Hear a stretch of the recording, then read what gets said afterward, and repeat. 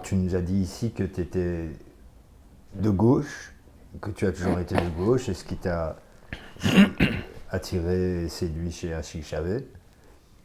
Tu as, lors des dernières élections communales, rejoint la liste du PS. Qu'est-ce qui t'a motivé à entreprendre cette démarche?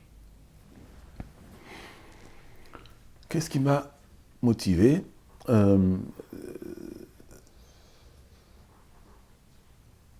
Je travaille.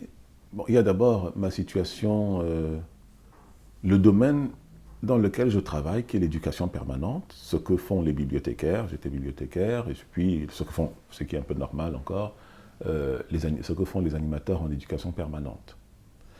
J'ai pu voir quand même qu'au plan de la culture, à la Louvière, l'éducation permanente ne jouit pas, et ce n'est même pas vrai qu'à la Louvière d'ailleurs. C'est pour ça qu'aujourd'hui, de plus en plus de voix s'élèvent pour discuter la pertinence de l'éducation permanente et des choses comme ça, pour dire que ça ne prend pas, qu'il faudrait peut-être penser à autre chose. Et donc moi, j'observais un déficit de ce point de vue-là. Je pense que pour créer une lignée, il faut qu'à un moment donné, que la population se prépare à bien accueillir les générations qui montent.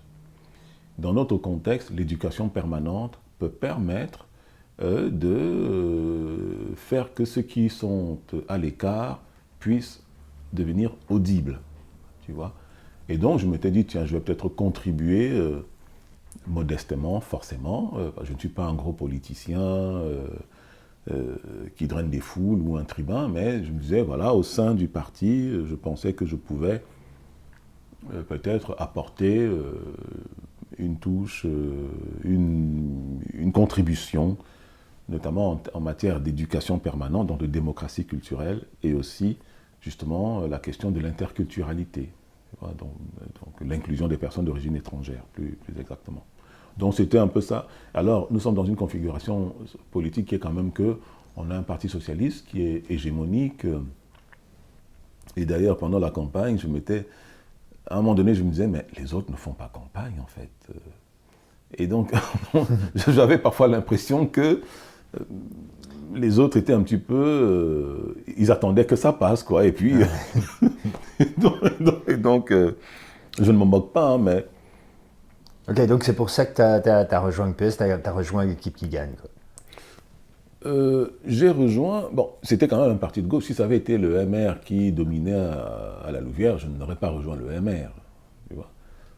Clairement, bon, c'est un parti qui a un label de gauche, et au sein duquel il y a quand même aussi des luttes. Il ne faut pas croire que tout le monde s'est converti au néolibéralisme, au PS, mais il y a aussi la tendance lourde qui est celle que nous connaissons et qui est tout à fait manifeste aujourd'hui, même si le syndicaliste là est en train de secouer un peu les colonnes du temple, parce qu'il a, tu es au courant de ça? Non.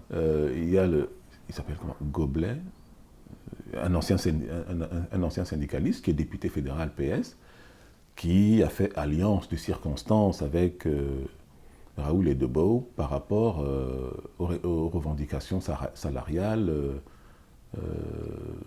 Et donc lui, il a pris sur lui de s'associer à lui pour faire une proposition au Parlement, quoi. D'accord. Tu parlais à plusieurs reprises de ton travail dans l'éducation permanente. En quoi ça consiste concrètement, en fait? Bon. L'éducation permanente, comment te dire ça? L'éducation permanente part de ce que je vais appeler une présupposition. Et ce n'est pas une présupposition, une sorte de lubie, c'est que comme nous vivons en démocratie, nous devons avoir des conditions égales d'accès au bien commun. Or, dans les faits, ce n'est pas ça, puisqu'on est dans un monde inégalitaire. Et les inégalités reposent notamment aussi sur le fait que certaines parties de la population sont exclues du débat démocratique. D'accord. Et l'éducation permanente essaye de corriger le tir, mais en privilégiant l'expression culturelle. Donc c'est au niveau culturel que l'éducation permanente essaye d'amener l'égalité que la démocratie est censée montrer. L'égalité qui est censée signaler que voilà, nous sommes en démocratie.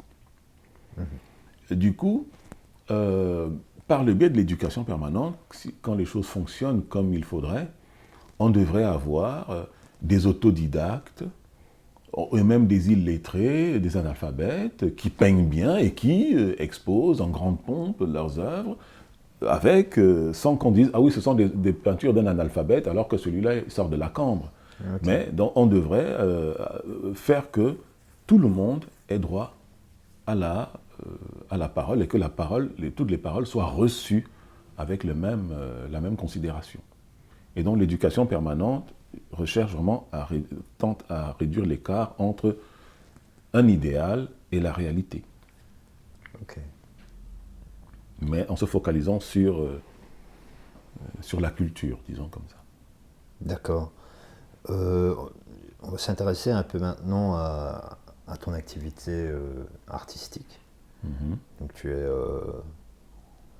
conteur, percussionniste, enfin, je vais te laisser définir... Non, tu le dis déjà très bien. Ben, explique un petit peu en gros, bon. Ou en détail. Bon, alors, disons que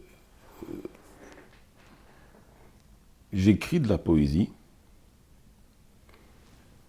que je mets sous la forme d'un rituel en vue de performances publiques, interactives, seul ou avec, j'ai une acolyte, Sylvie Bruno, louviéroise aussi, qui m'accompagne quand elle en a le temps, ou qu'elle en a envie, et puis on travaille bien, voilà. Je crée aussi des contes sans les écrire. Curieusement, je n'arrive pas à les écrire.